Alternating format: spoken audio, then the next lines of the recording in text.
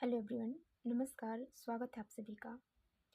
लोग कहते हैं कि कर्म और भाग्य जैसा कुछ नहीं होता,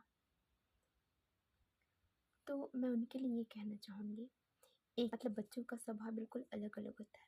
कोई बच्चा बिल्कुल आपको बहुत समझदार मिलेगा, कोई बच्चा आपको परेशान करने वाला मिलेगा। जबकि एक ही माँ बाप की गर्भ से बच्चे हुए हैं, मगर फिर भी से उनका स्वभाव अलग अलग क्यों होता है? क्योंकि कर्मों का जो लेखा होता है ना, वो हमें पूर्व जन्म से मिलता है। ऐसा हम ग्रंथ पढ़ते हैं, जो सत्संग सुनते हैं, जो इन चीज़ों में विश्वास करते हैं ना, वो इन बातों को बहुत अच्छे से समझ पाते हैं। और जिनकी अभी जर्नी ही स्टार्ट नहीं हुई है, वो धीरे धीरे इन बातों को समझ जाएंगे, क्योंकि वक्त सब कुछ सिखा देता है, समझा देता है। एक टाइम के बाद में जो इंसान बोलता है कि मैं भगवान को नहीं मानता, वो भी भगवान को मानने लगते हैं। एक टाइम ऐसा आता है। इसलिए ये सारी चीज़ें ना हमें पूर्व जन्म के कर्म के अनुसार मिलते हैं। अगर आपके अच्छे कर्म है ना, तो आपको बहुत अच्छा बच्चा मिलेगा। ऐसा बच्चा मिलेगा जिसके आने से घर में बहुत सारी खुशियाँ आएंगी। अगर आपकी स्थिति बहुत डाउन रही हो, और उसके आने के बाद में आपकी स्थिति ऑटोमेटिक चेंज होना स्टार्ट हो जाएगा। हाँ, मैं ये नहीं कहती कि जैसे वो तुरंत बच्चे आ गए और उसके बाद में सारी चीज़ें होना स्टार्ट हो गया, ऐसा भी नहीं है। कई कईयों के साथ में ऐसा होता भी है। बट हाँ, हो सकता है वो बच्चा आपके घर का नाम रोशन कर दे, या फिर वो लाइफ में कुछ ऐसा कार्य कर जाए जिससे कि आपका घर परिवार समाज का नाम रोशन हो जाए। तो कुछ क्रिएटिव बच्चे जो आपको मिलते हैं ना, कहीं न कहीं वो आपके पूर्व जन्म के अच्छे कर्म होते हैं। ज़रूरी ये नहीं है कि वो लड़की हो या फिर लड़का हो, ऐसा कुछ नहीं होता है। क्योंकि आत्मा की कोई बॉडी नहीं होती। हमें ये मेल फीमेल का जो बॉडी मिला है ना, वो इस संसार में देखने के लिए है कि हम लड़की हैं या फिर हम लड़के हैं। जबकि आत्मा तो सबका सेम है, हमें बॉडी अलग अलग मिली है। तो इसलिए बोलते हैं कि आप इन चीज़ों को थोड़ा बहुत समझने जानने की प्रयास करिए। जब बहुत ज़्यादा पढ़ाई लिखाई में एक्टिव है, उसको सारी चीज़ें आता है, वो बहुत मेहनती भी है। वो सोचता है कि मैं बड़ा होकर ऑफिसर बन जाऊंगा। मगर एक बच्चा होता है जो थोड़ा कम पढ़ा लिखा रहता है, और उसके बाद में वो धीरे धीरे मेहनत कर कर के फिर वो आगे बढ़ता है।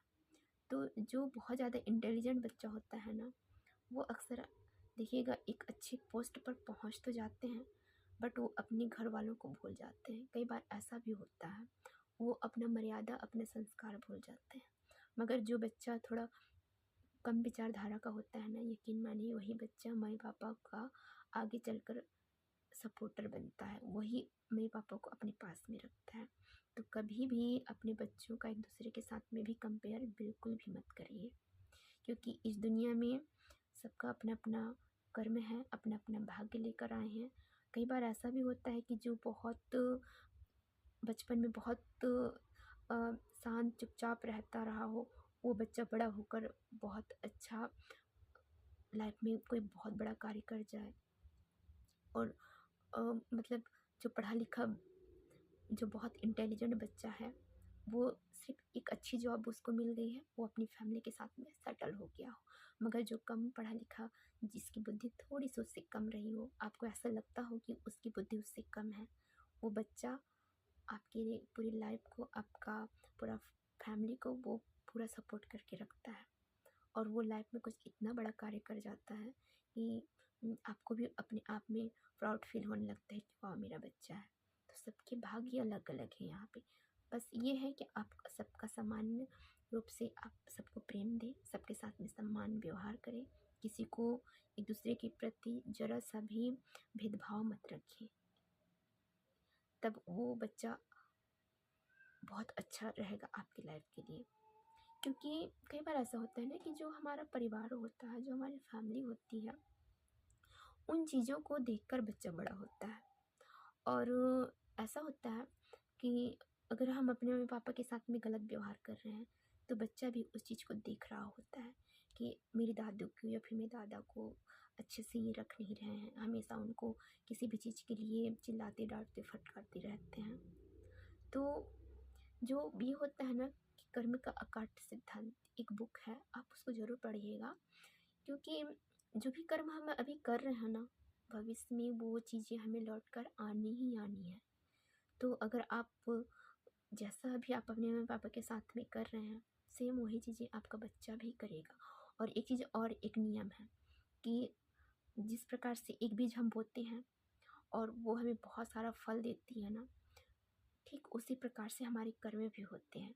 हम अभी छोटे रूप में किसी को प्रताड़ित कर रहे हैं और वो चीज़ें बहुत बड़ा होकर हमें मिलती है। ये मैं कुछ चीज़ों को मैं देखी होती हूँ ना, वही चीज़ें आप लोग में शेयर कर रही होती हूँ।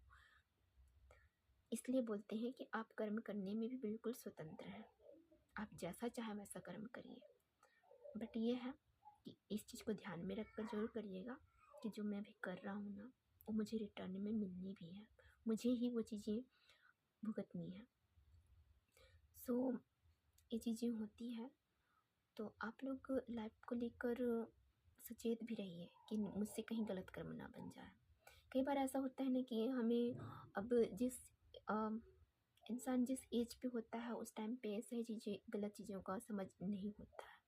अगर आपके साथ में कभी अनजाने बस कुछ भी गलत कर्म बन चुके हों, तो उस चीज़ को आप ऊपर वाले से दिल से आप उनसे प्रार्थना करके आप बोल सकते हैं कि मुझे नहीं पता थी मुझसे चीज़ें हो गई हैं, आप मुझे क्षमा करें और भविष्य में आप अपना कर्म अच्छा बनाइए।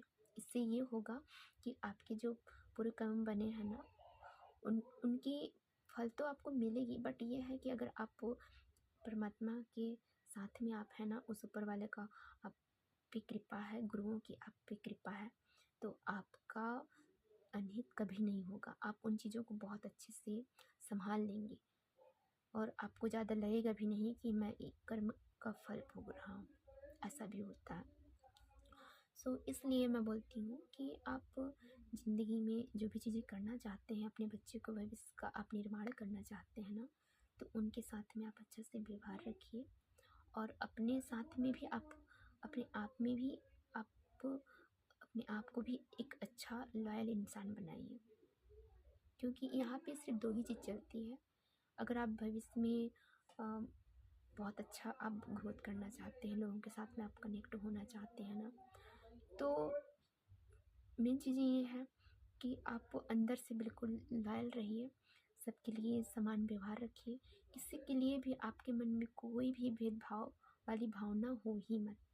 हाँ, ये कॉमन सी बात है कि अगर हम एक ही फील्ड पे हो ना, तो अगल बगल में अगर इंसान रहता है तो एक दूसरे में थोड़ा सा ईर्ष्या भावना आ जाती है कि इसका दुकान ज़्यादा चल रहा है, मेरे कम चल रहे हैं, ये भावनाएं आ ही जाती हैं।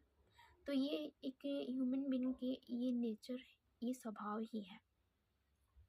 तो इस चीज़ से भी आप अपने आप को बचा कर रखने की कोशिश करिए, क्योंकि सामने वाला जैसा भी करे कोई मतलब नहीं यार, इसकी आदत है, ऐसा करके आप उस चीज़ को छोड़ दीजिए।